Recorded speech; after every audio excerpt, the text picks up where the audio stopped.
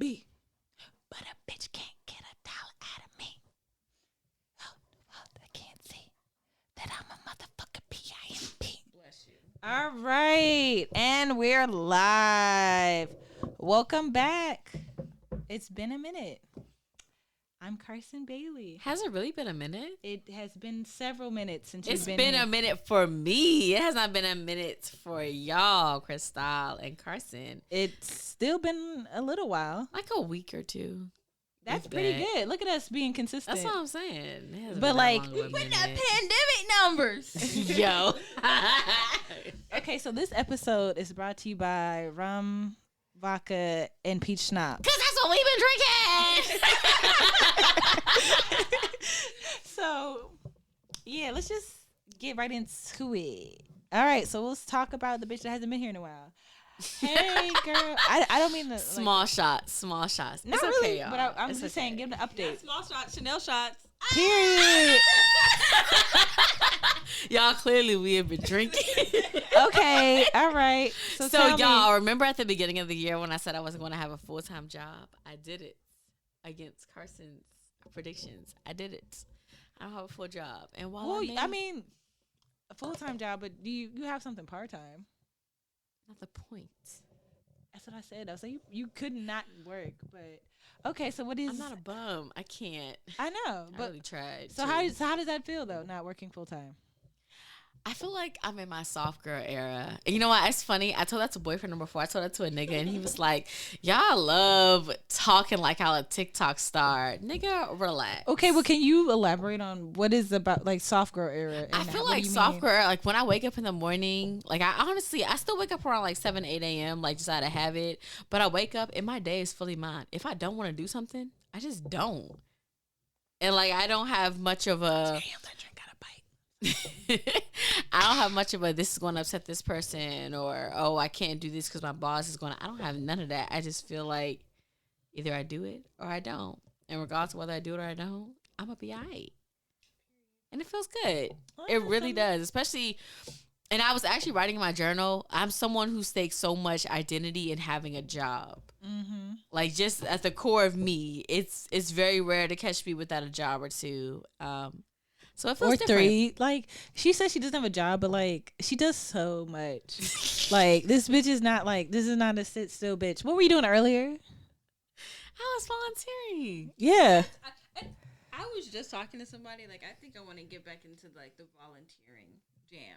I love I don't the know if PG girlies and the Yeah. young PG girlies. It's I don't know. I've Just being of service. I think that's important, but like that is still work and something to do. my mom really raised me that if you're not doing community service, like not something is wrong, but to the point where I feel uncomfortable when I'm not doing community service regularly. So I volunteer once a Well, month that's a good at a habit to have. specific place, and I really enjoy it.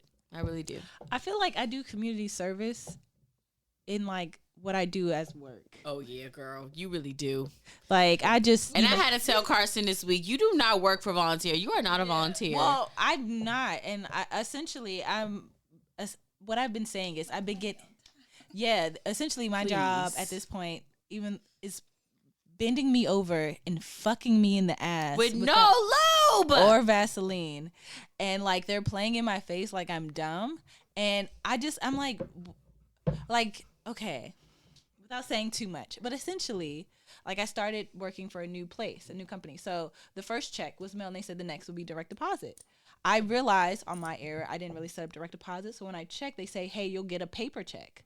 So then I'm waiting a few days because I understand that there's UPS issues and strikes and all this stuff. Well, yeah. So I'm not like hounding Pressing. anybody out because I'm like, okay, I'm going to give it a few days. Like, let's say you put it in on Friday. You're not going to get it on Friday. It might take a day or two. Yeah. And then I'm like, hey, I even gave him extra day Wednesday. And I'm like, okay, the next day, that's when I said something. It's like, well, why didn't you say anything earlier? That's not good. And I'm like, You shouldn't have to hound nobody to get paid. Like, you're clearly not there to volunteer. and so then I sent an email to like payroll and stuff, and like they didn't respond. So I ended up calling them, and I'm like, hello, I got your contact information. Like, oh, you should have said something but like Monday or Tuesday, because at this point you have to wait because now it's a different pay week. And A week? You have to wait a whole week. and I'm like, I will literally come and get it. Like, you do not have to mail it. Oh, I don't. And so the real kicker, right, is like I haven't gotten paid for essentially this month of work. A month of work. Basically. Yes, 4 and weeks. so my boss is like, I mean, I could cash up you like $100 if that'll Which help. they're really not even supposed to do. Like, let's start there. But the like, real tea that I found out is like, low-key, there's some shady shit going on, even though this is supposed to be a financial literacy place. Like, she's working in a county for a reason. She got kicked out of the city. And then also another, I don't want to say too much, but scandal on our hands, y'all. the person who's in charge, husband, fought or was gonna that's fight some ghetto ass shit right there. on the first day. That's some ghetto ass shit. Now I used to work in Baltimore. That's some ghetto ass shit. I've never heard of such. That's the real tea. And I was, like I said, when on Friday I met with some of the people and they were saying, you know, like, it's on the internet, look it up. And I was like, oh shit. I'm like, damn, I'm seeing articles. Not your place of work being on TMZ. Not TMZ, but close enough. There is some tea there. But yeah, so basically I'm essentially just like a poor pauper. And the only reason I have this job is because it was more money. And it's like, I haven't had the more money. But if I get paid this week, and this is supposed to be the week essentially, not that I'm trying to get robbed, but like I'm about to get, I guess, paid this upcoming week. Cause if not, I already told them, I'm like, yeah, I'm probably not coming on Monday. I feel like they're playing in my face. And unfortunately, with certain places, you kind of can't let them like fuck you over just because they will. Well, not even that, but just for like the good of everybody else. For the union, I gotta kind of put my foot down. Don't I cross agree. the picket line. Basically. I agree. But I'm also just the department I'm in, like, I feel like y'all need to appease me because this shit will get shut down if I quit. This shit is going up in flames, and not like an ego stroke, but more of like there is a big necessity that you haven't addressed. And so like legally, if my shit if I don't do what I'm supposed to, like, you ain't finna have nothing. It's about to be a very short-lived thing. Like Crystal, we end up watching the thing about the hockey team. It's gonna be like a 2-year, 3-year deal like that. Okay, all right. So the hockey thing, this is very junk, but like essentially, there's a documentary. We watch no, we black. Yes, Listen, yes, I watch sports, so but this hockey is is tea. I haven't gone to a hockey game. There's like there's black hockey players in DC. But that's something that I would be down There's for. the Capitals. That's the DC hockey team. Yeah, there's niggas on there. Like, Are there was there a niggas nigga, as in a plural? nigga, a nigga. That's all I'm about to say. But there's niggas in the or league. nigga. There's niggas in the league, but there was a nigga on the Capitals. I remember because his name was like Devontae or something. I was like, yeah. Okay, But, we got okay. some color. So essentially, hold on. Okay, sorry, slight technical difficulties. But okay, essentially what we saw was a documentary about how this minor league hockey team was owned by a 17-year-old. And his dad may or may not have been in the mafia and bought it for him because he liked hockey and he got injured and couldn't play. How the other half lives. And I was like, oh my God. Like literally, like that. It was like, I don't want to say it was like a toy for him, but like just imagine like just having it. We're like, you know what?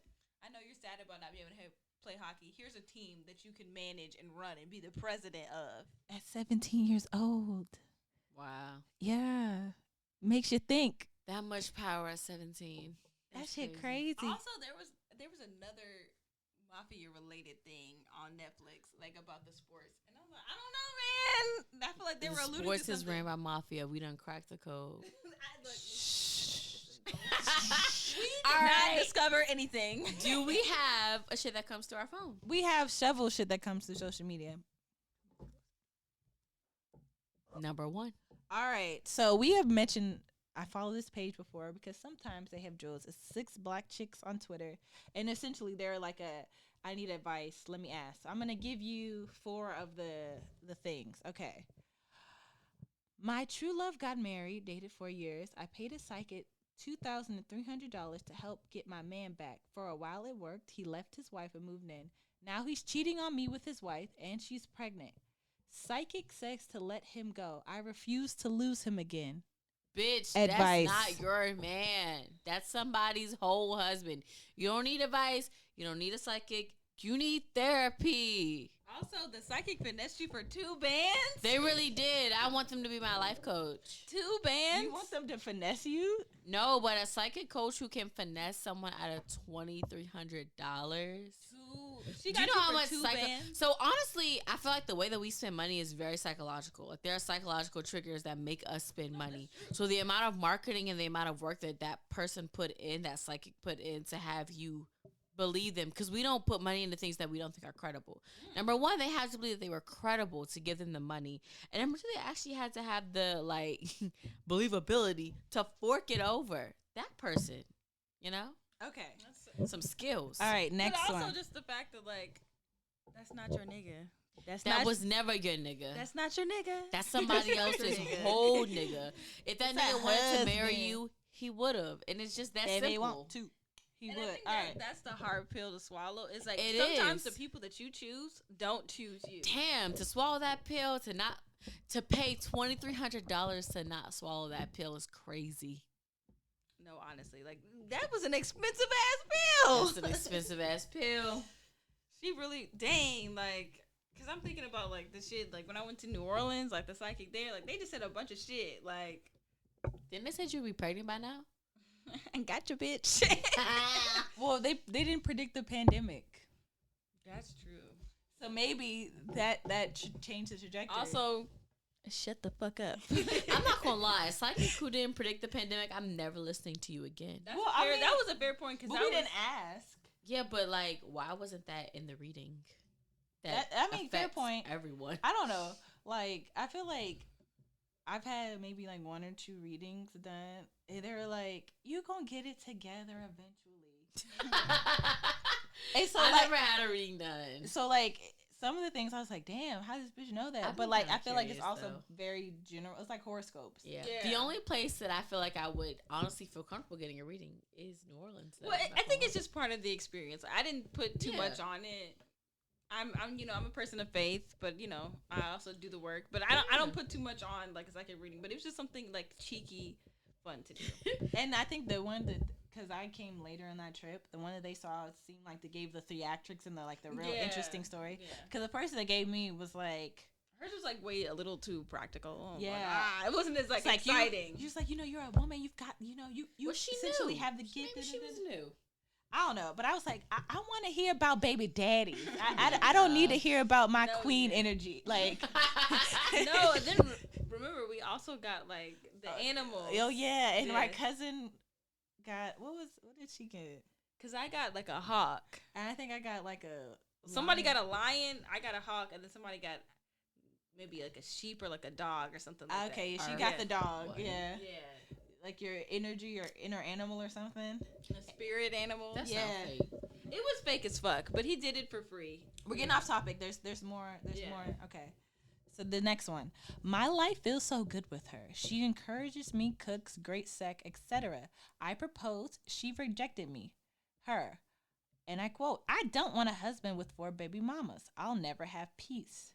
How and why is she judging me for my past relationship? That ain't Please the make past, it that's the make present. sense. That's not a past, that's the present, baby. You got four baby mamas, which doesn't even mean that you have 4 kids. It just means you have 4 baby mamas. You know how stupid you have to be to agree to be somebody's 5th baby mama? But you're the wife. That's what B. Simone said. She would be that person as long as she's the B wife. motherfucking Simone.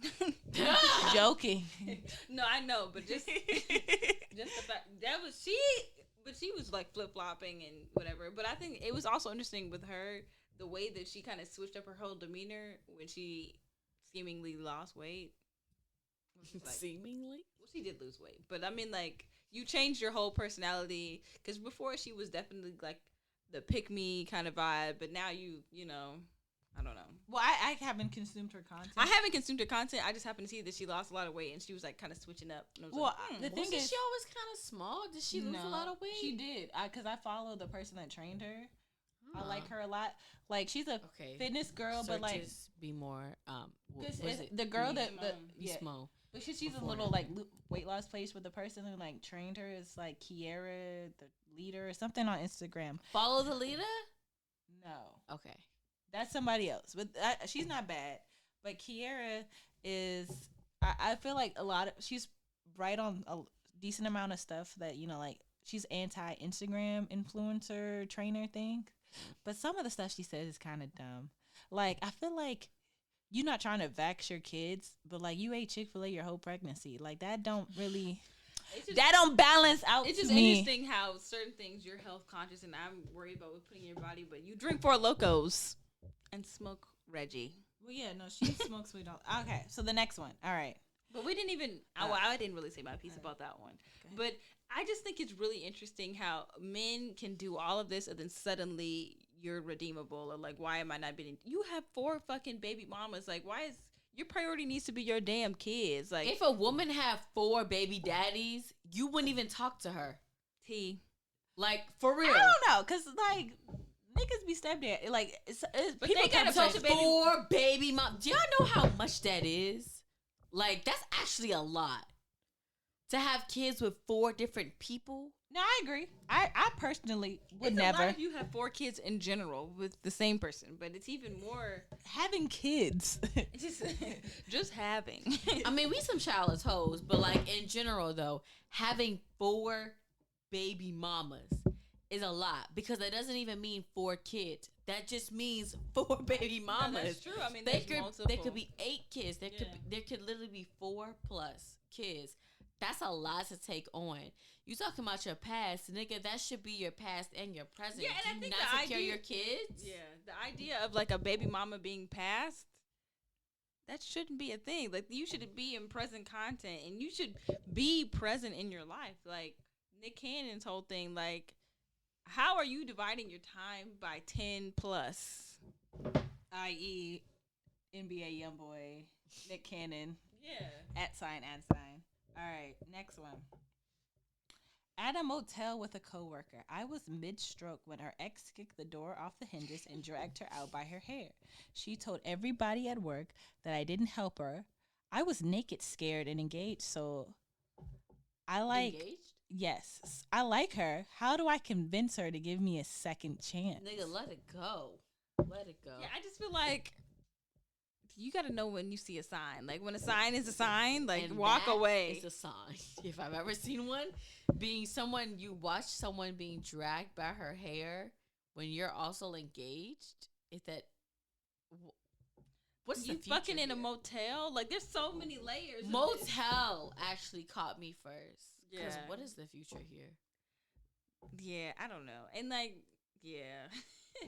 Fucking in a motel on your coworker while you're engaged, and she obviously is dealing with somebody who abused her in front of you, and you just stood there ass naked, dick in hand. Ass naked, dick in hand. Yeah.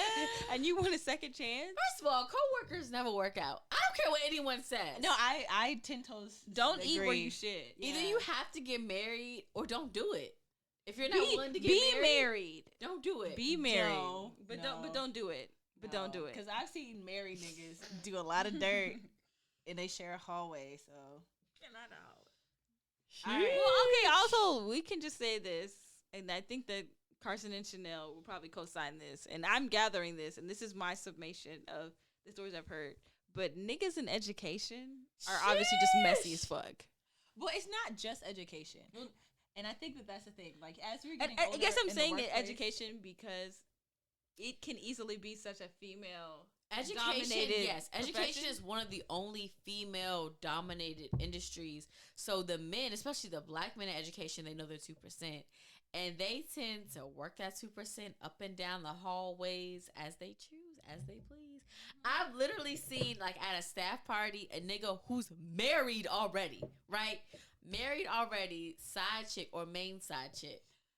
At the holiday party, like, looking like prom king and prom queen, right? And then the second side chick, social worker. I'm sorry, girl. I'm so sorry that happened to you. Literally sitting down watching because she didn't know. Right? Nigga, and this nigga's 45, by the way. This nigga's not even a young nigga. This nigga literally walks over to the second side chick once the main side chick is doing something else, and it's like, hey, how you doing? You good? And I feel like what really broke my heart is that I feel like that's all she was waiting for, because she left right after. Get up, stand up. No, for real. But this second side chick is just such a fucking phrase. Like, Second side chick. That's how I feel about being like baby mama number 2. Like, there's no respect in that. Baby mama number 2. All right, there's one more, and this one it's kind of interesting. Okay. Broke up with my baby daddy because he's trifling in every way possible. Our 2-year-old cries for him. I smell him in every room of the house, and I missed him. He's back home. He laughed at me. I've been breaking in and spraying my cologne everywhere. Damn it, it worked. Huh? that's actually pretty funny. I'm confused. But that's a crime because you were like breaking and entering. So essentially, she kicked him out, and her son has been crying for him. And she kind of was like, "Man, I just keep smelling, like, feeling his presence, smelling him. Like, it seems like he's still here." And so she like got back with him, and then he told her, like, "Yeah, what I did was I broke in and sprayed my cologne everywhere." And he was like, "It fucking worked." Didn't it though? It worked. Yeah, but that's trifling. Do y'all remember the smell of a nigga? I don't think maybe my first boyfriend. I remember my first boyfriend's smell, but I think it was just Dove soap. I mean, I have it. Ooh. Yikes. I was gonna say, I think that some people do have you have to have a certain feel for that person to really like pay attention and like miss the essence of their smell and things like that. And then they gotta be like grown up enough to have like smell one. and scent. If they're smart enough, they should have a smell, or like the smell that they wear around. Do y'all have a smell? Do y'all have a scent? I mean, I'm trying to get a different sense for different purposes.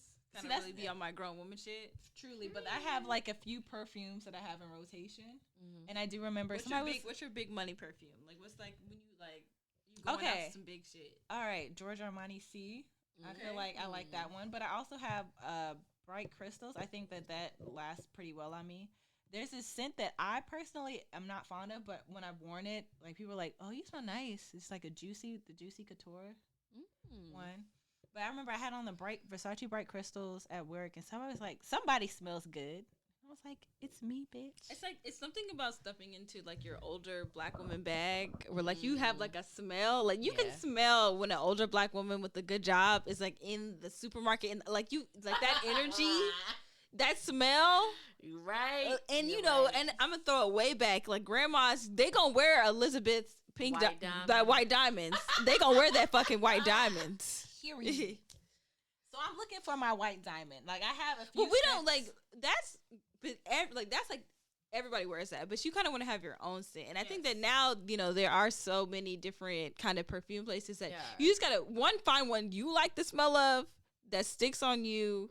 And get the good shit, because the good shit lasts a long time. Like the Walmart kind of body sprays, that's good daily. Yeah. But you need to spray a whole lot. Like you be, but like good perfume, you just gotta hit the good spots, and then it lasts all day. Yeah, because that Bath and Body Works Victoria's Secrets, that's the one you can be like. No, that one you're like. And then it's still gone by like noon. Like you gotta keep reapplying it. My big money, my big pissy girl one is a YSL. I'm trying to remember what the name of it is, but it's a very vanilla-y smell. So is that kind of the smells that you like personally? Yeah, it's a smell that I like, and it's a smell that whenever I wear, I get so many compliments on it. Like niggas like stopping you in the street, like you smell really good. Like that's like one of the best compliments. It is. And a good smelling man. Oh my god. A good. Turn the AC on. No, I saw a tweet was like, smell like how you look. Like I'm tired of turning around and being disappointed. Hey yo. LOL. But I think that's a real game. Smell good game. But I'm gonna be honest, I'm not as super hip on like men's cologne and stuff like that. So like, I wish I could like know the smells of the cologne. So I'm like, oh, I like this one, or this smells good. And my ideal person would be, they would go and try to like, they go to like the perfume place and like, okay, I know what she smells like, but I don't know the name of it, and they try to they're able to distinguish it. I think your standards may be a bit high. That is my young adult. That's your teen fantasy? Yeah. It's like, I gotta get her. it's Christmas. It's December 23rd. And I don't know, she just kind of smells florally. And then there's like that one teenage worker who's like, let's go get the samples, and like works super hard. Meanwhile, there's other customers trying to get service, but she's focusing all on this man. This is a good segue to go into our main topic. Okay, all right, actually, okay. Before we get one more? all right. So Reverse the segue. Yeah. I put a pin in it because we're going to come back with it because I actually do want to talk about it. But there's some other things from social media that I wanted to talk about. So, essentially there's always discourse about, like, what is black and, like, black people experience. So I have some screenshots of people essentially being like, I'm not that kind of black. Mm-hmm. And I wanted to hear your guys' opinions on this. That's just a hell of a phrase right there. Like, right. that kind of black. That's how I surmise it. Okay, so I wasn't the watch BET good at basketball black kid. I was the watch Steven Universe and good at Smash Bros black kid. And I will show these two ladies what this gentleman looked like. These are screen grabs from TikTok.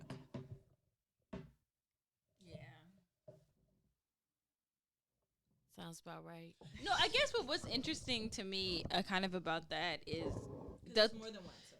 So those aren't necessarily things that need to be juxtaposed, right? Like, you could why two things at once.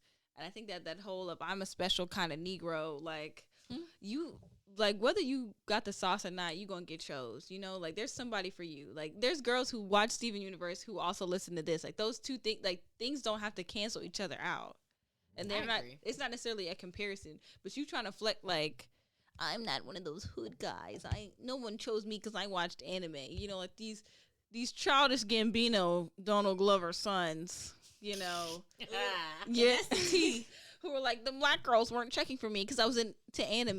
Meanwhile, Megan Thee Stallion fucking talks about anime all the time. So obviously there's a lot of, that's not me personally. It's more mainstream now, but I feel like those guys, you were never going after the girl equivalent of you. Ooh. If you were going after the girl equivalent, because there was a whole bunch of them. There was a bunch of them. I'm thinking of one very vividly. This bitch really was into it. She went to Comic-Con, and you know how some people would hide that? She did not hide it.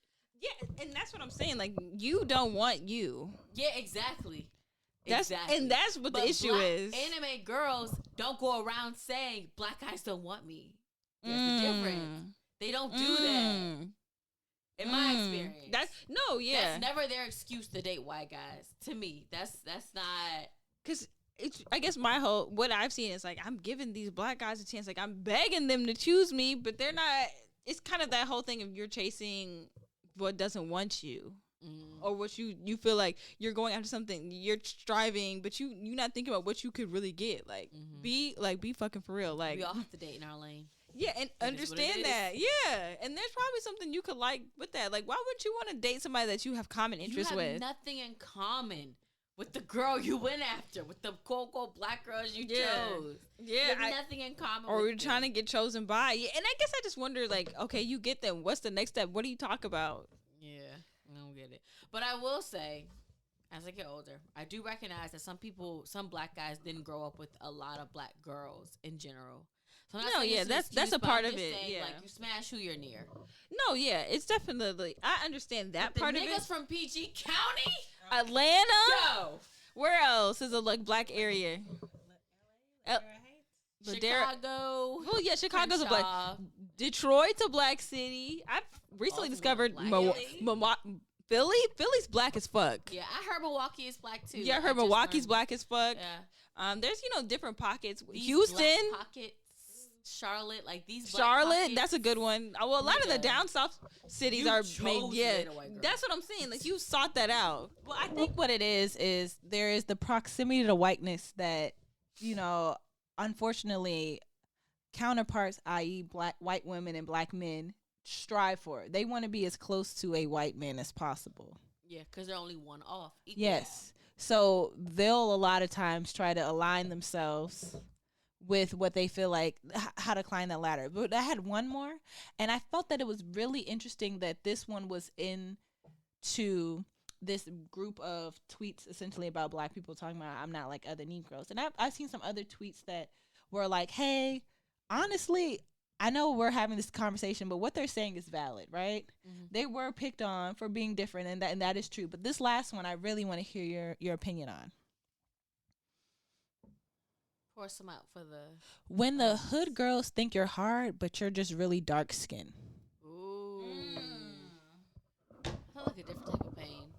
So, You know, when I first read that, I was like, I get it. Yeah. You know, like there is this idea of definitely there's a certain type of connotation. ghetto girl, and when you even think of that, there is a image in your head of somebody, and more than likely they're not. Light. And I thought that was very insightful. Okay, but I would like to hear your ladies' opinions on that. Also, this drink has a lot more bites. I'm hot. No, I think it's something really interesting to look at and how we see that in ourselves. Like, I remember a friend was dealing with someone and they were complaining and lamenting about, I don't want to say, well, this is kind of a trigger, but it was kind of along like that abusive spectrum. And the person that I pictured was a dark skinned person. And then like when they showed me what they looked like, I was like, oh my gosh. Like it made me look within myself and how we naturally built up this connotation with, I mean, and you think about like Tyler Perry movies, like Blair Underwood. What was that other guy's name? A man that has never played a good man. Malik Yoba, dark skinned man. No, what was the guy's name? That Wood Harris's brother that was in Mad Black Woman? Charles Harris or something like that. I know what you're talking about. Yeah, another dark skinned man. Like we have these connotations that are built up, and then later on, you think about the characters in The Wire. Those are some cold blooded motherfuckers. It's just Dark skin. Interesting. And it's like it's been reinforced with us, so then we naturally have that kind of association. And then we look at like the hood stuff, hard, tough exterior. Why do we associate that with darker skin? And I think that a lot of times we'll find examples to kind of fulfill our prophecy. So we'll look at like we'll see this person, right? And it's like there's a lot of other people who aren't like that, but you find like one page or one person to be like, okay, this is an well, it's example. something to be said about tokenism and how that's oftentimes used as a justification for shitty things. And then and that's just it could be merely circumstantial, right? But you use that as an example, then it's like you could justify your racism, classism kind of behavior, or I guess colorism in this case behavior.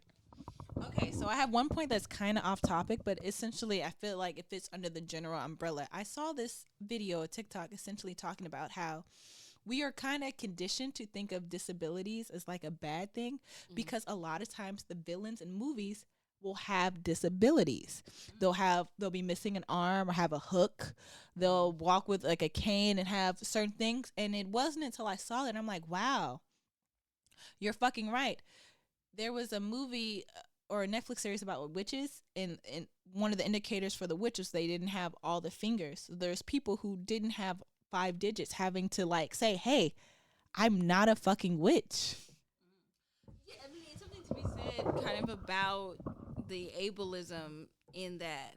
And it's like we're in a scary movie, right? We're running away. This person, I was gonna say this motherfucker, but anybody can be a motherfucker to me. I'm not, I'm equal opportunity. But like they don't got a leg. How are they, and that's part of our, audience reactions. Like, how the fuck did they catch up? This motherfucker ain't got no legs. Or they have a limp. Yeah.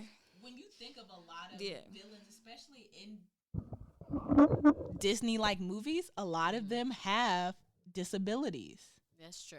And I saw that TikTok that you were talking. I saw somebody responding to the TikTok, and they were like going through, like Freddy Krueger and Michael Myers, and like what would be the comparable.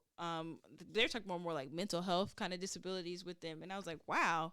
And then it makes you think about how in a previous episode we talked about how like disclosure and how like the scariest part of them would be like it's a man and a woman, and I'm like, yo, like. Yeah, I was literally just thinking that. Your comment made me think of the documentary Disclosure. Yeah. Which is a great documentary. It is, definitely. Honestly, probably the best documentary I've ever seen. So if you have it, to me, I guess was a really because good I watch a documentary. lot of documentaries, it's hard for me to put a best on it. That's true. I don't watch a whole lot. But I think we're on the same page. what was interesting to me about it is that I love documentaries that expose a different world, like a different world that you've never seen before and that you've never been interested to.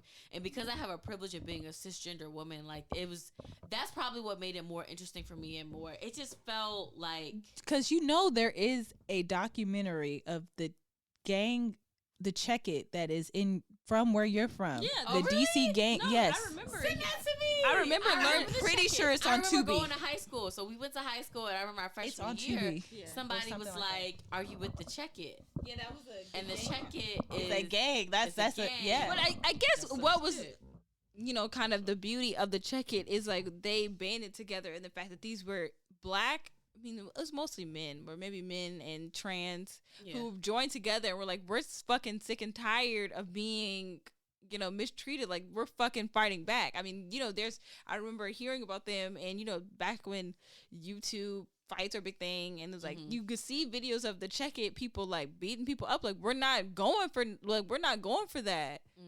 And that was kind of, but I remember hearing, I don't know if I actually saw the documentary or saw clips of it, but I know it was something on YouTube, but it's probably on Tubi now. But it's definitely interesting to see and just kind of how, like you said, like other perspectives and how we essentially, whether subconsciously or not, we're being trained to separate ourselves from seeing others as scary, evil. And it's kind of a callback to like how Get Out was able to do that without being like, it was ostensibly alluding to the fact of like, this is bad, but this was so much more in our faces. And I think a lot of black people don't realize how recently, history and all that stuff, but like we were being the bad guys and like the minstrel shows and stuff like that, not even 100 years ago. Yeah. Well, Birth of a Nation was maybe about 100 years ago. The first Birth of a Nation, which was Harold is like one of the best. When it came out, it was like, this is the best fucking movie ever. Yeah. They screened it at the White House for free for people to watch at the White House. I think it was President Woodrow Wilson at the time, which he was basically a card-carrying member of the Klan. Just wanted to let y'all know that. Learn about your presidents. Because most of these niggas suck. And all right, we were actually having a conversation about like politicians as a whole, like how you brought up Jimmy Carter. It's like, in order for you to be good at your job as a politician, you can't be a good person. Yeah, because he is the only person that I could call upon somewhat recent history of a president. He is genuinely a good person. And what's that based on? And he has been a good person. Like if you look into his life and his life story, is he the one that came up with the New Deal? No, that was Teddy Roosevelt. Teddy Roosevelt wasn't a bad person. He was just cheating on his wife. But I later discovered they had an open marriage where they were both of them like the ladies. They were both fucking on bitches. But okay, what was crazy is I was watching the First Lady's show on Showtime, which was pretty good. Really? It was good. My only, if I had a beef about it is I have read Becoming. Have you read Becoming? I've read most of it. So so much of when they showed Michelle Obama, it just seemed that they just looked at Becoming and didn't really add anything extra to it. Which is like, it was what I visualized when I read the book Becoming. I was like, you could have added a little bit more to her story. Like, yes, Becoming was a great novel. It did paint a picture of her life. I'm not gonna lie. It was a little slow starting out. But I also listened in Audible. Okay. Which was just slower. Yeah, I read the book, and Becoming, if you think Becoming is slow, Promised Land, it's not that it's slow, but this nigga Obama is so fucking verbose that I'm looking up like every fucking 2 pages. I'm looking up words that I've never even heard of before, and I'm like, Harvard Law Review. Yeah, obviously, and apparently, maybe that's just how that nigga talks. But I'm like, you could have said this another way. It may be hard to turn it off. And I feel like, but think about the type of rooms that Obama has been in, and the type of code switching that has to happen to exist in those rooms. I hear you, but like, you know how to talk. America is still like, I hear what you're saying, right? But I feel like there's a way you can dumb it. You could fit your audience, right? If you want a lot of people to read this and relate to the people, you would speak in English that everybody can understand. And I'm gonna be honest, like I'm like, I'm about to, hype myself up a bit. Like I'm an educated person, and I read a lot of biographies. Like that's because I read nonfiction. Like that's more my jam. So I've read well written biographies where like I can see how it can come off as like so pretentious. It's like, this is the way that you have to describe you signing a fucking bill. Like it was a phalanx of people who walked it. Like they could just say it was a lot of fucking people. Like goddamn, like it's like it's almost medieval, the words he uses. Like I've never heard of this shit, and I'm college educated. I never heard of these fucking words before. Like I mean, granted, I'm not an English major or anything, but like I'm like, what the fuck? But yeah, it's just really interesting juxtaposing those two. But with the first ladies and with Jimmy Carter, kind of circling back to that, it's like he was a good person. Like he put not greenhouse, but what is the thing that you put on top of your house? Solar panels. He put like solar panels on the White House. He introduced a lot of really good things. But as far as like being a president and like having rule with that iron fist, like he didn't do that well. But he's done so many other good things outside of being in prison. All right, so I'm pulling up the page to kind of summarize him. So he took office during the period of stagflation as the economy experienced a combination of high inflation and slow economic growth. His budgetary centered around taming inflation by reducing deficits and government spending. Responding to energy concerns that persisted through much of the 70s, his administration enacted a national energy policy designed for long-term energy conservation and the development of alternative resources. His short term in the country was beset by energy crisis. So essentially, he also emphasized human rights. He continued to collaborate with his co-world. Let me scroll through. So, he was a blue guy that I think did a lot of good for a lot of people. I don't think, like she kind of said, you can't be good person and a good politician. Those two things don't Venn diagram each other. Yeah. Okay. Do you think it's possible for them to Venn diagram each other when it's local? Like, and I local kind of isn't the high stakes. You know what I mean? And I think it's possible because of a lot of what dilutes these politicians is like you take money from lobbyists and these special interest groups who where like you owe allegiance to these people, or you kind of have to make all these promises, but when it's local you really don't have to make those kind of promises. I feel like that's the truest politics. That's for sure. To me is the local elections, and I really wish that people would be more civically fuck the 4-year thing. Like honestly, I vote in those elections literally because my mom told me that my grandfather went to jail for the right for me to vote. That's literally So do you keep up with your local government officials? I do. I live in Baltimore and I vote in local Baltimore elections. Okay, so you know what's going, like who's I where. wish I knew a little bit more, but I do know. And the summer programs and the community things that I've worked for within the Baltimore community, I vote for the people who show up to those events. That's a good marker for you. And I don't vote for other people. But it's a city, and I was do they have like an aldermanic system in the city? A what? Like where you have aldermen? What do you mean? It's like in a lot of major cities. I know, right? No, in a lot of major cities, a lot of major cities are broke. Like for example, like DC and like Chicago, so that they're broke down into wards, right? So they separate the city into wards. Yeah, and then wards, wards are just neighborhoods. But then within like these different wards and neighborhoods, they have aldermen who are kind of like they don't have that in Baltimore. They represent like a certain part of the city. Like if you were there's the mayor and then there are city officials. Yeah, it's kind of like this, kind of the same way. Like the thing about government in that we learn, the different branches and stuff, they're all mirrored in various levels of government. So comparable to like how the president is the president, that's the president is similar to the mayor. And then like aldermen will work as similar to Congress within city levels. So they represent a certain district of the city. Right. You can't see us, but we're nodding our head as this bitch is spitting. I feel like I'm learning a lot. No, yeah. So, but I mean, it's different because I live in the suburbs, so we don't have aldermen in the suburbs. Mm-hmm. And I don't want to get into my sub. No, what it is I was gonna say I'm speak about PG. PG, when you look into the governmental structure of PG, it is kind of sketchy how we have all of these cities that don't really have super defined jurisdictions. But you know exactly where it is. You know where it is, I know but like Suitland versus Bowie. Right, but Bowie has police. Bowie has a mayor.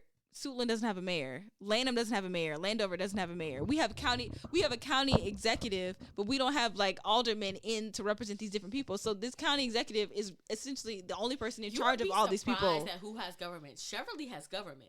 You wanna know where the fuck Cheverly is? It's down 202, but it's literally probably Well, it has its own police blocks. system. Yeah. It's bigger than that. No, It is. It's a neighborhood. Essentially, it is literally a neighborhood. A neighborhood actually isn't that big. Lake Arbor is a neighborhood.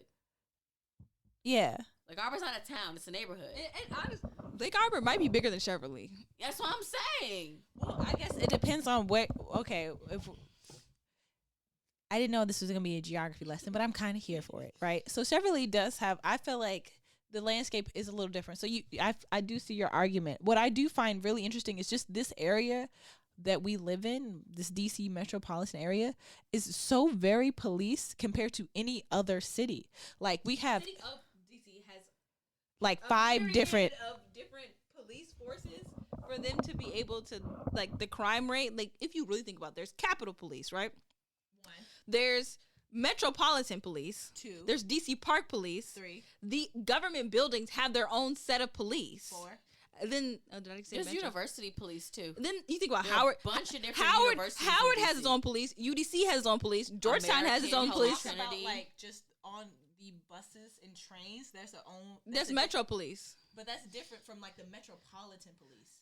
Oh well, like the actual metro system and then a lot of metropolitan. police. A And lot to of think, like, police. how is all this fucking crime happening? You can throw a rock and hit 4 police officers. How do you storm the Capitol when you pass all these police? They work there. Because they're your coworkers. They're your coworkers. You fucking One live point there. I want to say about PG is what I find interesting because we were talking about the curfew that was happening earlier. We were talking Yeah. about how like there's just not places for the teens to go. But the thing that I find interesting is that when anyone hears about PG, when I tell people I'm from PG, especially when I tell people from Baltimore, like other places, they're like the first thing they say is Pretty Girl County. You know what the next As thing they say? should. As they Period. motherfucking should Which, be. you know what? I didn't notice that was a thing until I went away. But I digress. And they said that in other They places really too. say that Like everywhere. no, like I've been out of the state. Like when I went to Atlanta, they're like, yeah, I'm from PG County. Like, oh, Pretty Girl County, and like I'm like, you fucking see it. Period. You fucking But see it. One thing that I have noticed also is that they also talk about how it's the richest black county, but honestly, that's in comparison to other areas like Detroit, like Chicago, like Baltimore, that are black ass places. No, I mean it is a very But because it's considered well off, we don't get as many programs. But if you actually look at PG, the closer you get to the DC line, so that means exit 11 and down is very forgotten that's about. like the what is it? It's The inner beltway. forgot about, and those places yeah. could afford Yes. DC type programs, Baltimore type programs, No, but because we're associated with a really great, well off county because of the few people that live in Woodmore and you know, I mean, there are other places, Bowie, Woodmore. There's a lot of wealth, but I think, and this is within this country too, is like when you look at the median, you're like, oh my gosh, this is good, but you don't understand that when you use There's median, a gradient. yeah, like that's the crazy thing about, and we need to use other kind of markers because we really need to look at like the average and not necessarily the median, because when you take the highest and the lowest and you meet in the middle, that high motherfucker got a lot of motherfucking money. 30K to 130K. The median is what, 70? 130K plus, because that's the extreme, and that's kind of the parallel, and that's the issue, like with this country and like with resources in general. It's like you look at the county, like we don't really need much. The median income is what, 60K, but that's because motherfuckers making 200, 300, and then motherfuckers making 10, 20, 30.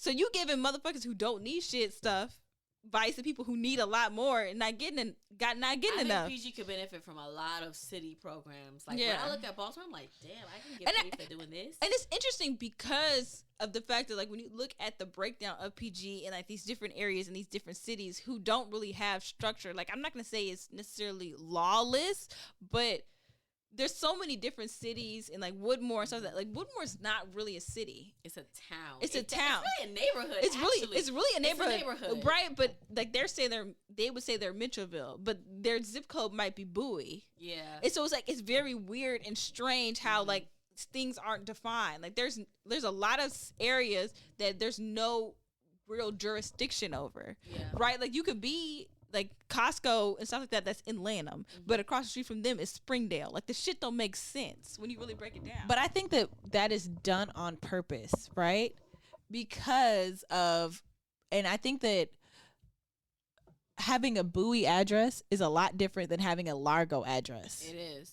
Right? And so, well, at the time, the connotation of that is different, right? Because if you see recently, I don't know if you saw this, where like the Metro has changed names of certain stations, right? So really? Largo Town Center is now called Downtown Largo.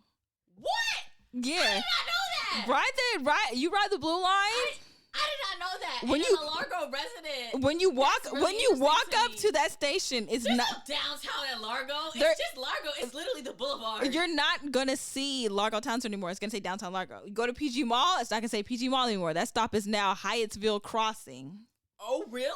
Yeah. So I think that it's interesting how I think the connotation when we were younger and stuff that like Largo, ooh, watch out, or like trap it out Largo. But that's changing as it's gentrifying, that's right? Because Largo's not bad anymore. At what age do you feel like you kind of know? Because to me, I felt like it was high school. By the time I got to high school, and we all played sports in high school. Yeah. So when you play sports in PG County High School, you go to other high schools and you realize the disparities. That is such a good point. Like I played sports in high school, so we traveled around to different, and you would see like going to schools like Bowie, Rose, Vice. I went to sporting events in like, Suitland. Central. I don't know if I ever went to Central. I might have went to Central. I went to Parkland. That shit looked like a fucking elementary school.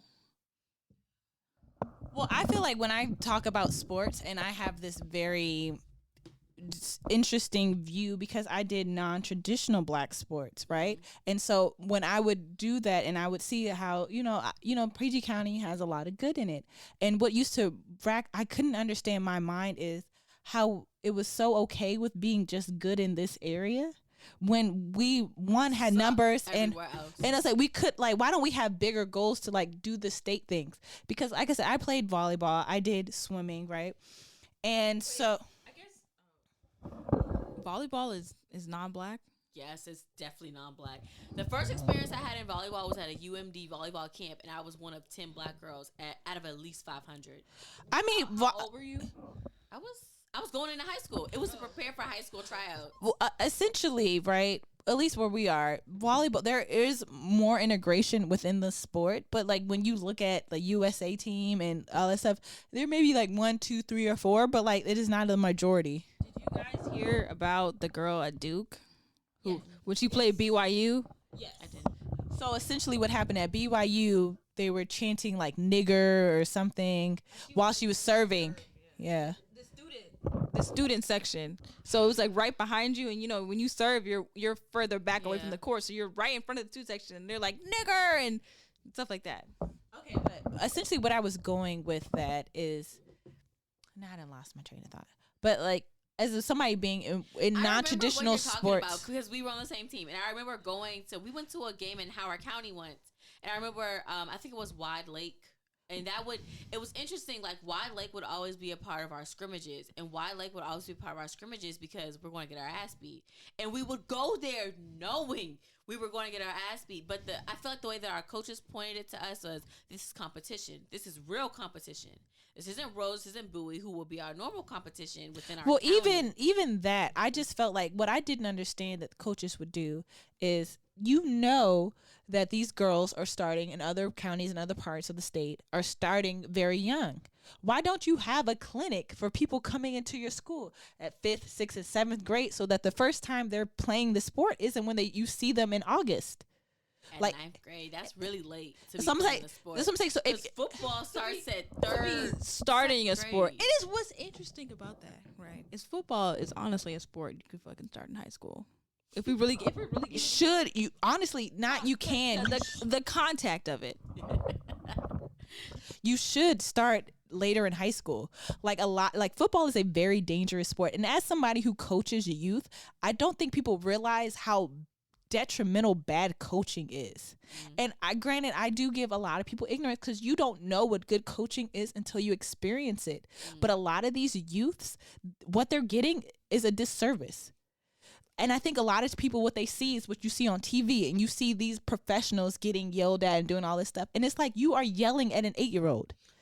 You're yelling at somebody who you can't even do what you're asking on any level. And you're getting mad at a 12-year-old. And I feel like there's not enough youth development truly in athletics that gets done. And I think that that's the biggest thing, right? Is when you're training and you're coaching and you're teaching youth, you need to be introducing them to the sport fundamentals and just kind of overall health and wellness, like actual skill techniques. Like, I'll be honest, like I used to work out with this trainer who also did like basketball training on the side. Like, so we'll be in the gym and he's got, like Carson was saying, like there's like 7-8-year-olds in here lifting weights. That's fucking ridiculous. 7 and 8-year-olds lifting weights. Yes. They don't even know their times table. And then what bothers me is like they can't really do, and I saw this. And I'm no way, anyways, trying to say I'm a fitness professional. I mean, I do this shit. Yeah. But, like. This is just you working out on vacation. I do. But what bothered me is, like, John can't do a push-up, but you got him lifting weights. That's like, he's never going to really get that good fundamental kind of stuff. As like technique and fundamentals, like I remember back when I was a lot younger, when I was, really teaching and all this stuff, because I coach now and I still teach, but like I remember somebody was like, you're like a Nazi with that stuff. And I'm like, yeah, I feel like you need to have this baseline of skills. And I think that I'm fortunate to experience good coaching, right? And I had parents who believed in like when you're able to see quality and understand like, okay, like who wants to be good at 12? I want you to be good until you're 18, 20. And there are studies that show that people that do really well when they're young and the percentage of them that still do really well when they're a lot older is real. Like, who wants to burn out an 8-year-old? Well,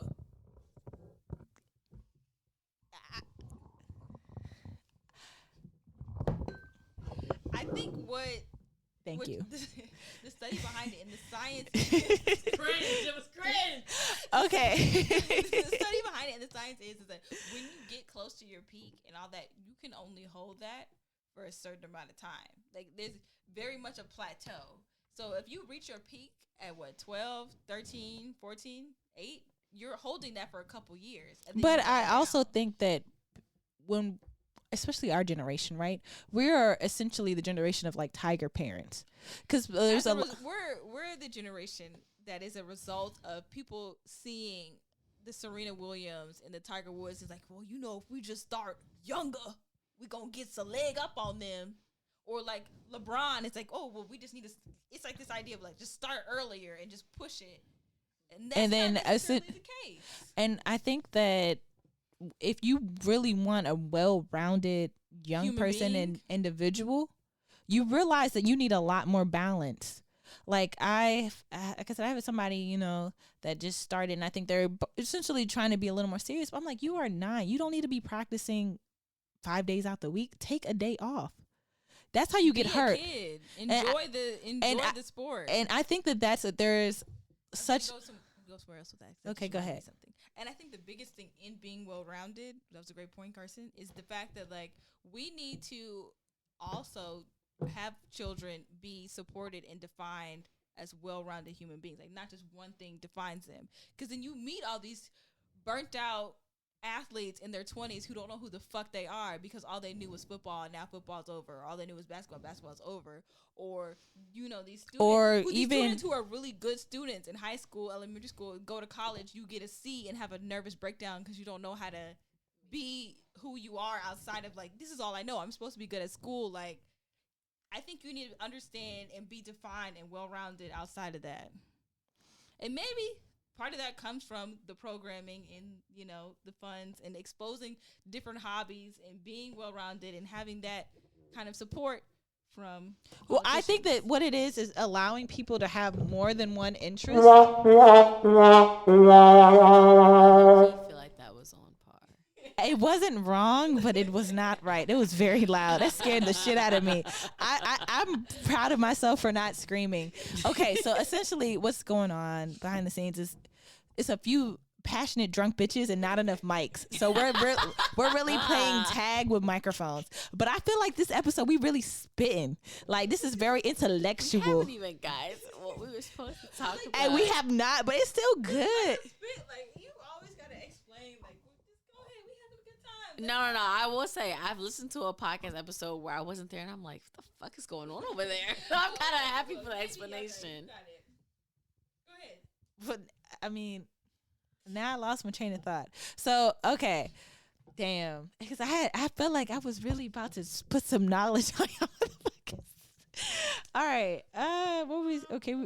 See, that's the thing. The There's sound. that balance. There's a sound that threw me off. But all right, so we are kind of been talking for a while, so let's try We're to. rounding out an hour. We must be almost there. Yeah. Yeah. I was gonna say, let's get to the point. Well, not even the point. All right. So essentially, this big thing was, we've gone a lot of different places. How do I say this? On Netflix, there's a movie called Do Revenge. And I encourage both of my ladies here. All right. You know, I'm queen of segues. So I'm going to segue this real quick before you get into that. So as youth, you know, we do dumb shit, right? We're high school. We go to different schools, you know. We survey. Remember, we used to actually, like, go into other schools. Oh, I don't yeah. know what we were looking for. Niggas. We were looking for niggas. You're right. Because it was like, all right, so we played a fall sport. So it was right around homecoming. So it's like, fuck it. Let's try to go to as many homecomings as we can. So we were looking. And then we would just kind of see the lay of the land. Like, I remember certain schools, you could tell what architects did similar schools. Like, oh, this is like this school, but a little newer. Oh, this is the old version of that such and such school. Yeah. Like, I remember we went to one school. There was nigga on drugs outside of us when we got off the bus. And I was like, I don't feel like this is safe. And y'all let us stay here for 4 hours. So, in our youth and our teen angst, bringing that back around, Carson encouraged us to watch a movie that I feel like was very teen angst in that you can't tell who the villain is. Because I feel like teenagers, especially Gen Z teenagers, may be a little bit more like detached in that. I don't know. Sometimes it's weird for me because I feel like Gen Z teenagers care about a lot. And yet they don't care about, they care about world issues more than they care about like person to person interaction.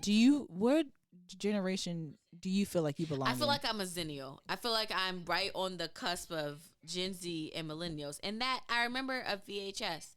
I've watched a VHS. And I know that when that VHS big old TV stand rolls into your room, you're going to have a good fucking day. But I also grew up with a phone in my hand from high school and beyond. I thought that's a very interesting, like... All right. I feel that's a very interesting, like, place to grow up and place to be like that. Basically, the late half of the 90s. The late half of the 90s before you get to 2000, because y'all are crazy. Anything that sounds like a compound sentence, 2000 and y'all are crazy. I think that... Unfortunately, we were right before. Like, we've seen some good, but like honestly, a lot of these Gen Zs, it's only been bad. Like, That's your true. formative years, recession. That's the start. The 2008, all of that, and then everything else that has happened since then. It's a, I don't know, like, it's just very good. I remember speaking to my mother about it. I'm like, this shit has been very bad for a very long time, and it's most of my life. I wonder if people not feel bad, not older people feel bad, but I'm sometimes wondering where's the empathy? Like, when you're always talking about, oh, this generation does X, Y, Z. Like, have you ever stopped to consider like what this generation has had to go through? Like, let's say back in the day, let's say 80s or so, you have a bad day, an embarrassing moment, you leave school, you leave town, it's over. It's not a constant replay online. So whereas, oh, it's not that big of a deal. We had bullying worse than you all did when we were growing up. Yeah, but it's not on replay. It's not everywhere. It's not a meme. Like, there's a lot of people whose like trauma gets retweeted and replayed for sport. It took several years for Pornhub and Xvideo to take down people's sexual assault. And they didn't immediately do it. It took lawsuits for them to, hey, that is my rape. So yeah, she's very good. Should not be on replay and rewind for others. Been recorded. Or it shouldn't be on like a homepage what or like it and things that have like thousands and thousands of views. Okay, but essentially like Do Revenge, right, is like I feel like the 22's version take on like 90s movies. Like the 90s movie and that whole idea. Teenage angst and just I think what the good part of, and I'm trying not to do spoilers for Do Revenge, but the good Fuck it, we about to talk about it. Oh, I didn't know how deep we're going in, and I try to save the spoiler alert. But the good thing about it, and kind of what Chanel was alluding to, is with the 90s movie, it kind of had that similar trope of like, there's a clear bad person who does this action XYZ, which puts, you know, our protagonist through a somewhat bad path, but it's only to get the bad guy back. But the good thing about Do Revenge is like, there's multiple paths going on simultaneously, which is then creating multiple bad people, right? So you look at it and it's like, who's the actual protagonist? And then it also kind of is on the tail end in that whole idea of like the anti-hero, where it's like, you're not completely good, but you're not completely bad either. But it's like, we want to root for you, but you're doing shitty shit. Yeah. But it's almost justified. Well, the question I have when I watch that movie, right, is like, when is it like not, because essentially Do Revenge is like this one person's elaborate plan of like fucking over somebody that they thought ruined their life. In elementary school, essentially. It's like 8th grade, right? But basically elementary, middle school, depending on where you go, grammar school, whatever it is. And it's kind of like, is it worth it? Like, even if you're successful, right? What does that do? And the question I have for you too is like, have you ever exacted quote unquote revenge on somebody, and did you feel better for it?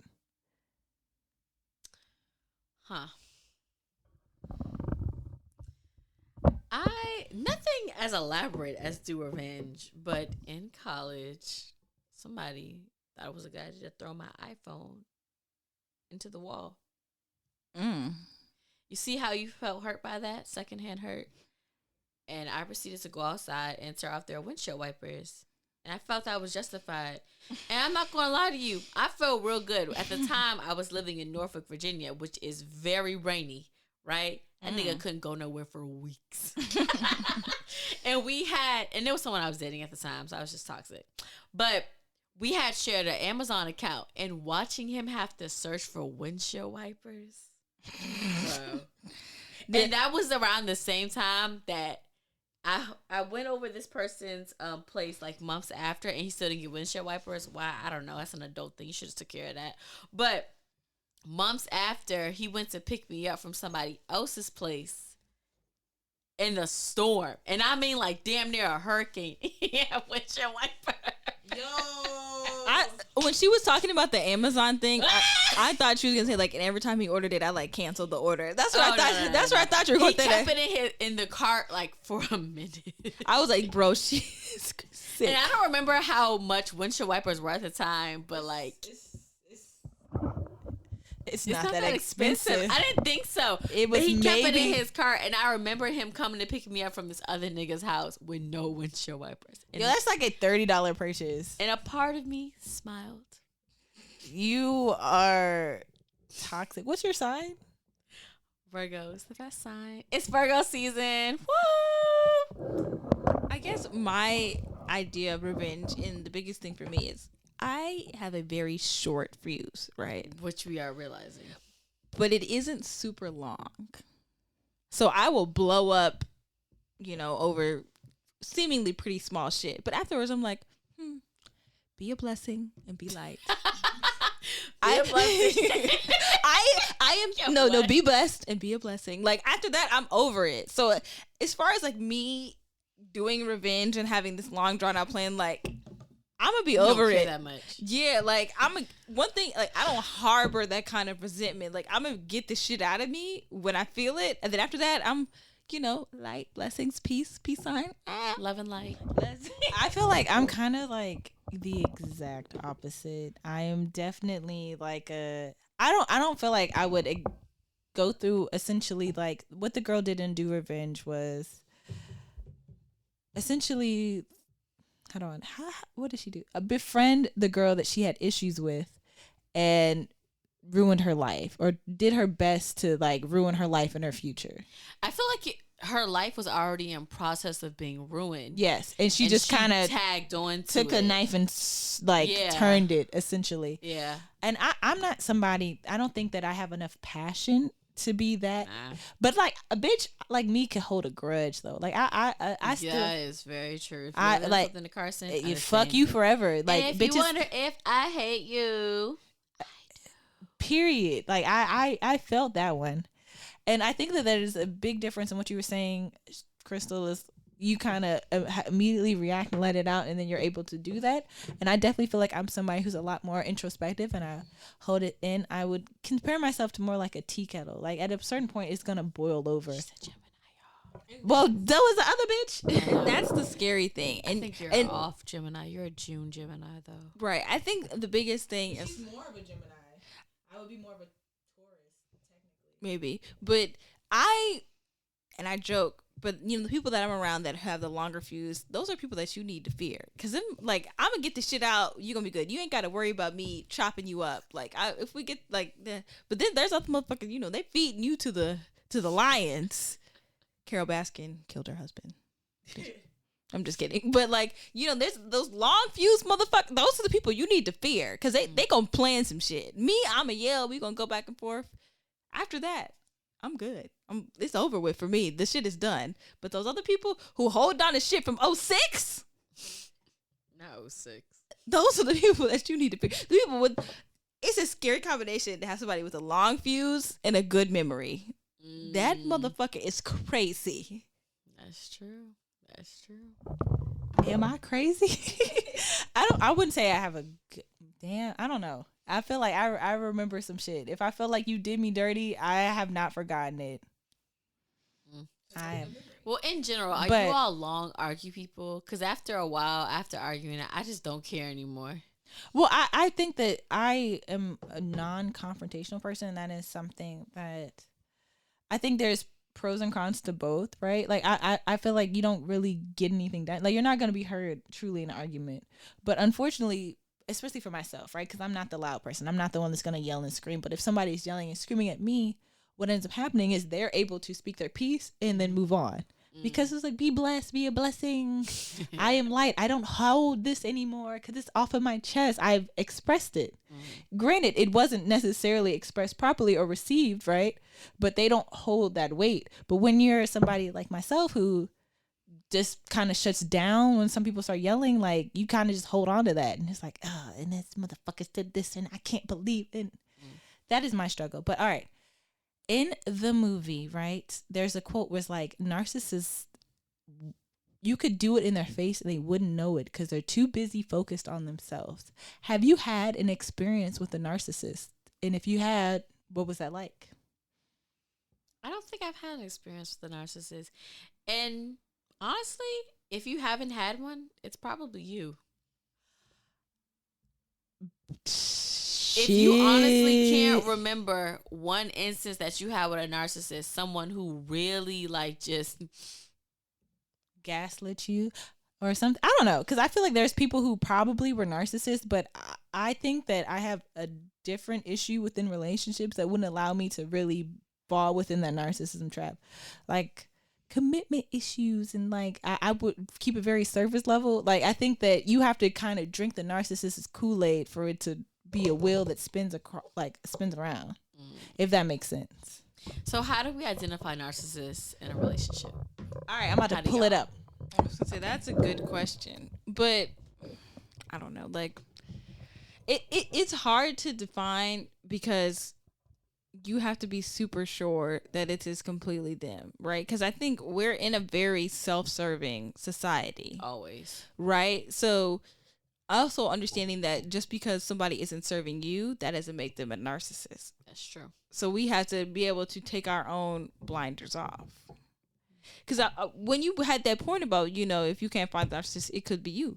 That's a good point, right? Because we're so busy fixated on ourselves, and why isn't this person fixated on me the same way I'm fixated on me? Like, I'm the jam. I want someone to be obsessed with me. Okay, so according to the American Psychiatric Association Diagnostic and Statistical Manual of Mental Disorders, narcissistic personality disorder is defined as a cluster B personality disorder comprising of a persistent pattern of grandiose in fantasy or behavior, grandiosity, and a need for admiration and a lack of empathy.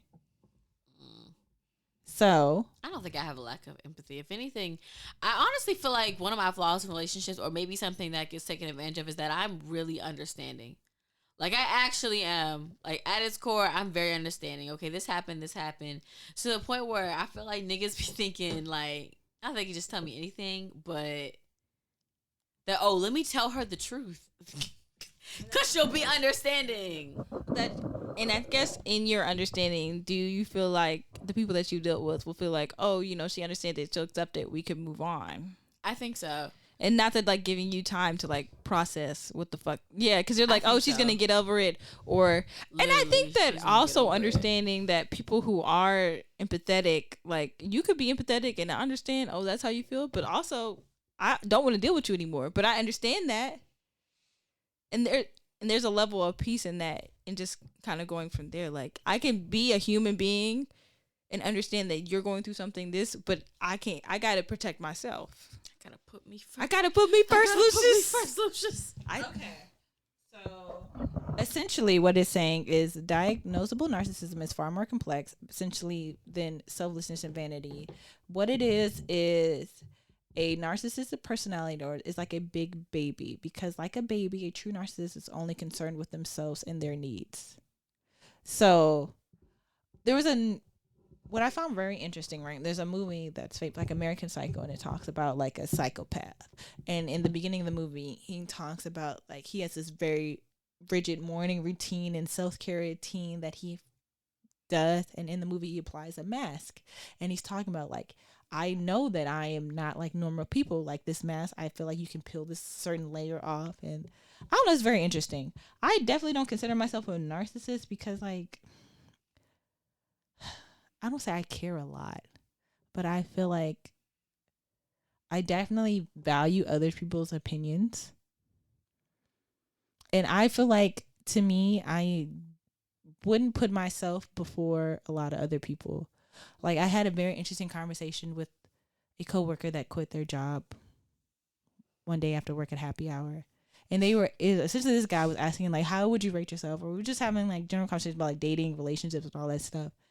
Right? And he's like, out of 10, what do you rate yourself? And so I'm going to ask you two ladies. 8.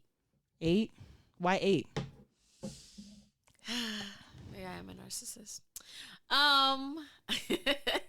For one, I'm attractive. I feel like, and this isn't always taken the best way, but I really do want what's best for people. Like, I've never been a gatekeeper. I've always been someone who's like, I'm going to send this to you. Like, this is a resource. I feel like I saw this and I thought of you, so I'm going to send it to you. So I feel like I'm someone who really wants to see the best in people. But however, as a Virgo and as someone who has a mindset, I often... Well, I don't even know Virgo traits. What are alleged Virgo traits? Virgos tend to think that their best is the best. Like, Virgos tend to think that their standard of living is the standard of living. They tend to think that, like, their way is best. And Virgos are, like, the worst people at vulnerability. Like, you would never know what's actually going on with a Virgo. Like, you ever seen like a can, like a Virgo? It's like talking to a Virgo was like taking out the can and it's still the can opener. It's still like right there. Like that. Damn. That's like talking to a Virgo. Hey. They have such a curated personality that it's quite interesting. Do you feel like that is true for yourself? Yeah, I have a lot of issues with vulnerability. Well, yeah, we end up talking about how one time we were outside of a club for like at least 40 minutes just off of Chanel's pride. Like we I do have a lot of pride. And I just couldn't understand, like, just stroke it like a little, like an ego a little and bit. You know what's really interesting is that in our friendship, you would consider me more of like the more coddling to men in general. Like I feel like you would. Like I feel like your opinions make me look like a pick-me. I feel like it's on that level. However, I'm not the person who's going to. I'm not doing that. Like I'm not sure. And this is like almost a year ago, right? Yeah, almost a year ago. Yeah. So essentially, y'all, what happened is we were outside a club for one of my friend's birthdays, and I knew the security guard. The security guard had my number, and Carson wanted me to stroke his ego to get into the club we were going into, and I could not do it. I could not admit that. Okay, I need your help to do this thing, which is interesting because I will accept help when it's offered, but I have a very hard issue asking for this help that I need. Not asking a question, but asking someone else to do a favor for me, which is probably the vulnerability issue. But yes, that is typically around that. But I feel like because I want the best for people so bad, it almost forces me to be a lot of things for someone, especially like in a relationship. Like I'll do your resume for you. I'll do things. I may not cook for you. That's like a next level top tier thing. If I cook for you, I really like you. But I'll do like other things. What are you cooking? I'm a breakfast person. So omelets are like my specialty. I made pancakes for my last boyfriend and they were so fucking salty. Because I was on the YouTube wave and like a pinch of salt, and I put way too much salt in them. They were disgusting, and that nigga ate them, and I was like, "Oh, you like me? You must really like me." That man was my starving. mom even came in, and she was like, "This is terrible." Oh, this man was starving. That's so sweet. Okay, all right. Okay, so next person, Krystal. No. Rate yourself out of 10. Who is Krystal? It's Krystal. I'm sorry, Krystal. Dress you properly. I appreciate that. Obviously, I'm a narcissist because I'm a 10 in my mind. I have flaws, but I feel like It's not narcissism. I don't know. Most people that say they're a 10 are narcissists. But that doesn't mean everybody. So a Not narcissism is only somebody that is worried about yourself and only look out for yourself. I would not consider you a narcissist. I mean, you are somebody that like you don't need anybody else because you're fully confident in yourself, and I definitely admire and respect that. But you are a very caring person. I don't think everybody gets that side of you. You're not a softie, right? You're not like a teddy Not bear. at all. Not at any point. Emotional walls, girl. But you look out for yours. Like you're somebody that's like, yo, that's my family. Like she's somebody that's very good at checking in with everybody.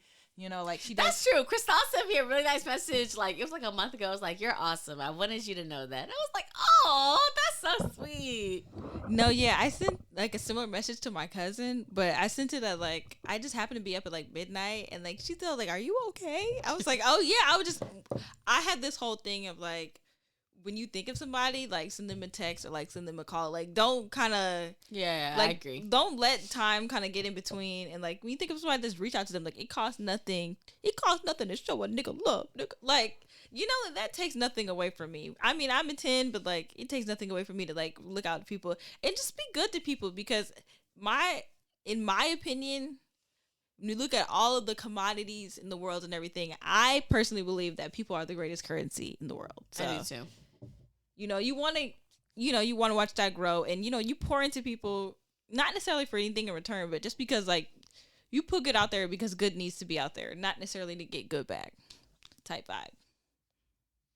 Damn, I guess I'm not a narcissist. That came out really alternate. Yeah, look at this politician out here. Out of all three, she will be the politician. Well, yeah, for sure. But I feel like, okay, because when this person asked, and this was like a guy that I felt like was relatively attractive, but like I don't do that at work, but I just thought it was very interesting to ask. And so my answer, right, was like a 6.5, 7.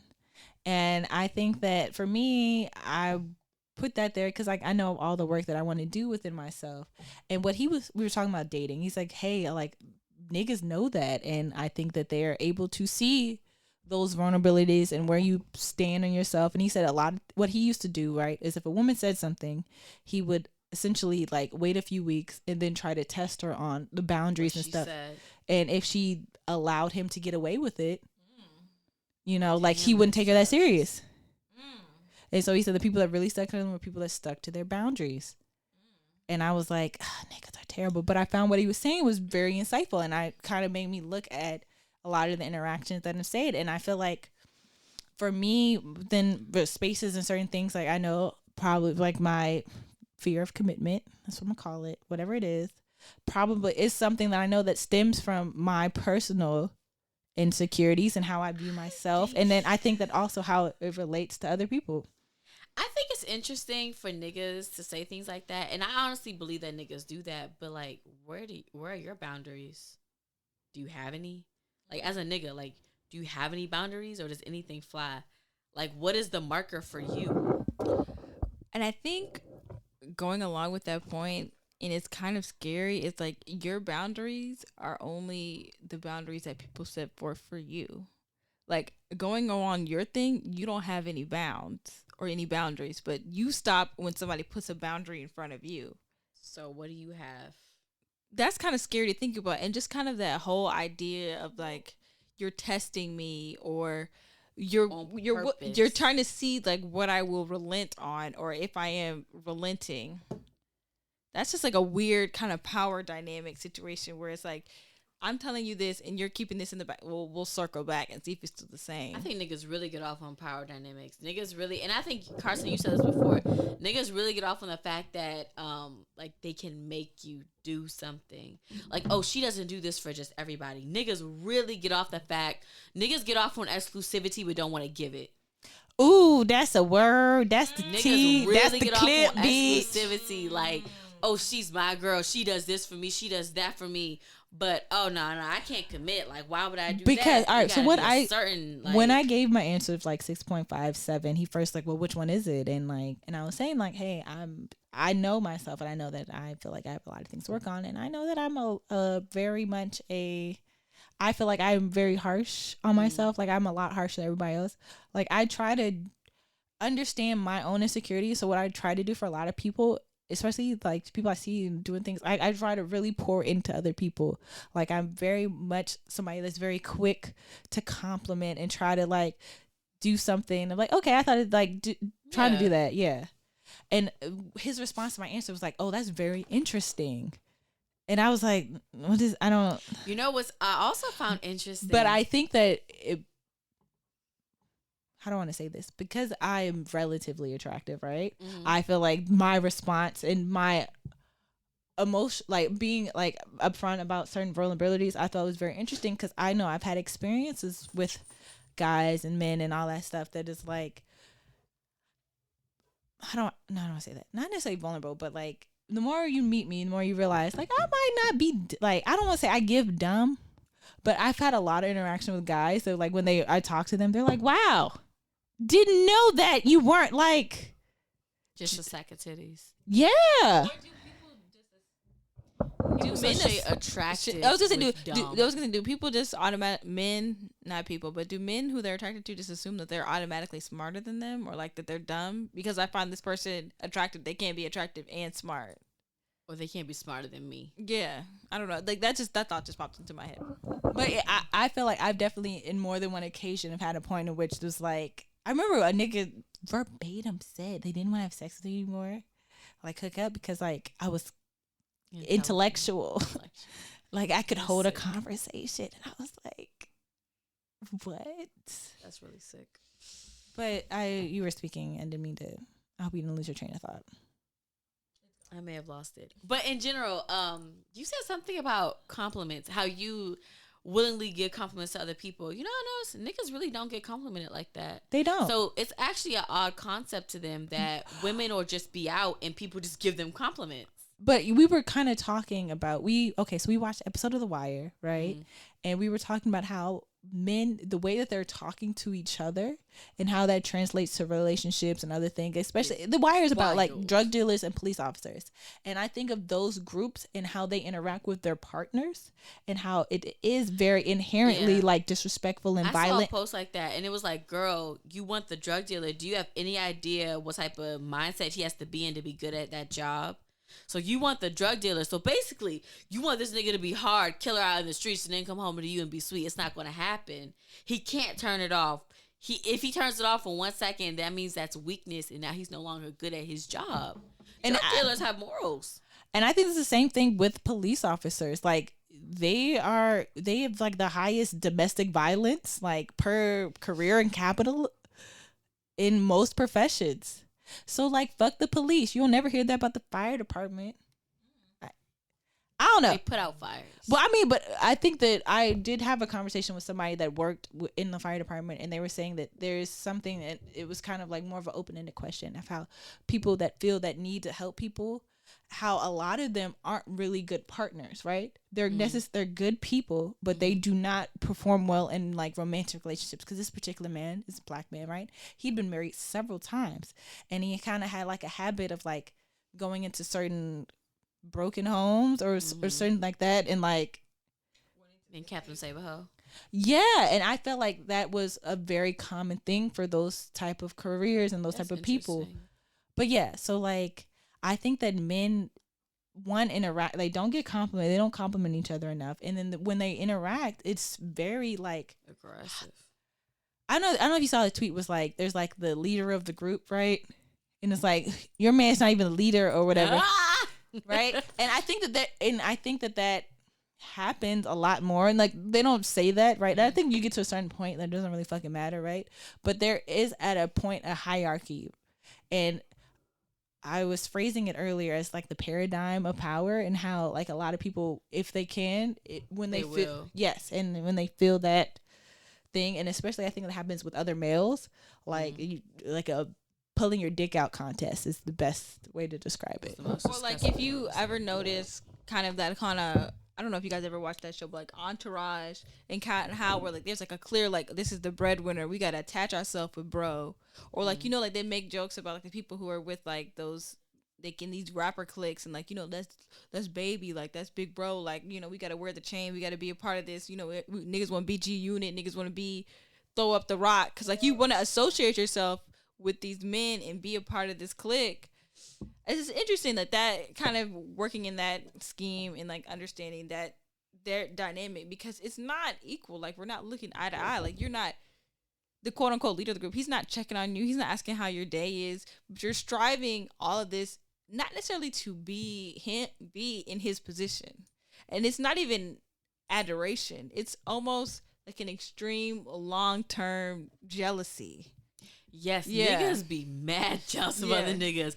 I went to a cookout. Are like the biggest player haters to their friends. Like it's actually kind of insane. It's like really, niggas dirty Mac and do a whole bunch. Yes, jokes. I went to a Labor Day cookout and this nigga walked up to his friend and was like, "Damn, I can't even keep track of where you be here and there," commenting on how much his friend travels. But you could hear in his voice, and then he laughed after, you know, to make it okay. Yeah, but you could tell nigga was serious. No, yeah, or like it.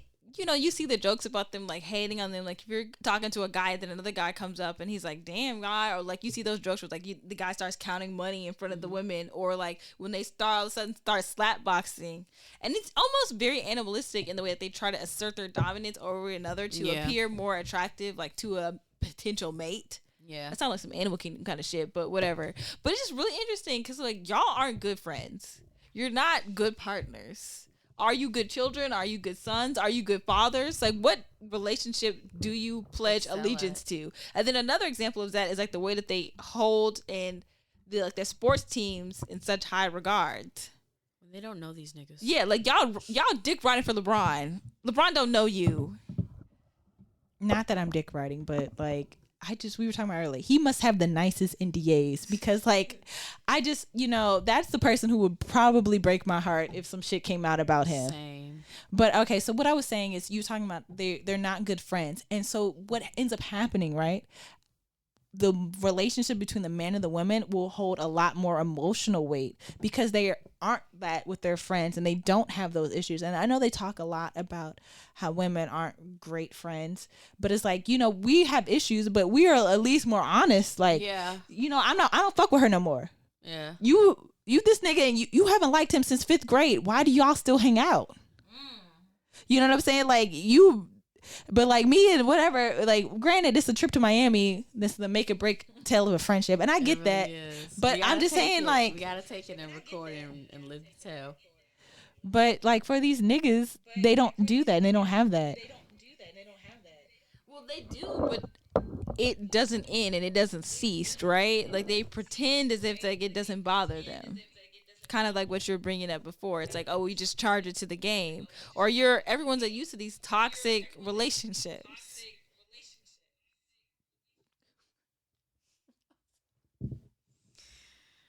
And he had all this equipment. Well, no, that was Teddy Riley or something. Teddy Riley, sorry. Yeah, Teddy Riley. So essentially, we're gonna slow this road, but basically what we're saying is, because men lack accountability and like honesty within their friendships, a lot of the onus goes onto their intimate relationships. And what they do is they take how they interact with their male friends and try to apply that to the intimate relationships, where they hold a lot more weight, and it doesn't work. And that is my TED Talk. Thank you so much for I don't know what else to say. Like, I think men's friendships are quite interesting. It is, and I think this will be a part 1. We definitely need to have more than one man come and talk about the rest of this, and that may be the goal for next week. So we're supposed to go to some event where we'll be around some influential people. So the goal is to market. Everybody show their titties. No, I guess I don't know. Do you do that? Do you do that? I don't know. I was like, do you feel like you're a good conversationalist? Oh, I'm a great conversationalist. Do other people say that about you? Yeah, girl. I don't think I've ever been on one date where someone didn't ask me for another one. I think I'm a good. That's right. Period. Listen, round of applause. Wait. Which one is applause? I want to say it's blue. No, that's probably sad. Is it this one? I thought it was yellow.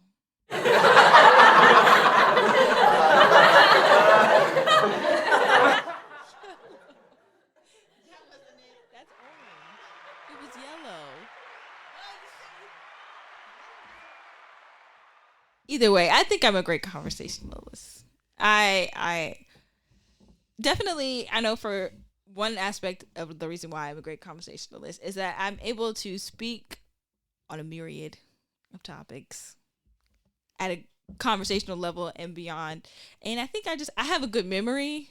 So I think that also helps. Like, if I met you before, like, I'll remember you. And like, the good thing is, like, when you're having a conversation with somebody, you want to do a good job of giving them your attention. And, you know, for a moment, like, if you can make somebody feel special for a moment or like memorable, like, that's what makes a good conversation.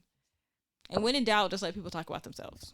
I was gonna say, you really do have a good memory. I feel like I would consider myself a pretty good date, but I also know that I let them do most of, like, I'll ask them questions and they talk about themselves and they're like, wow, that was amazing. And it's like, you didn't ask me shit about me, but I don't know. But I do think that I have some, I don't know. I feel like I'm a good date, but yeah, the goal would be to make some conversations. We should do an experiment. I love a good social experiment. So who's gonna? All right. So I feel like we should wear something similar and then just change the hair and see what the different dynamics is. I call straight hair. Oh, I gotta talk to my hairstylist about that. I was definitely about to do the half up, half down next weekend. It was gonna be straight. Mm-hmm. Well, shit, we could do a straight hair experiment and then I guess maybe find a similar event and then have curly hair. All right, we're straightening our hair. Straight hairstyles. All the black girls. If you're going, I feel like this upcoming event that we're gonna do, and I think we should talk about it later on. But like, yeah, let's have straighter styles and see what the dynamic is, and then we'll come back to something similar with a natural hair, and see if there's a difference in who we talk to, what we talk about, how often are we talk to. Okay. I straightened my hair in like over a year. Really? Yes. Are you natural? Are you anti straight hair?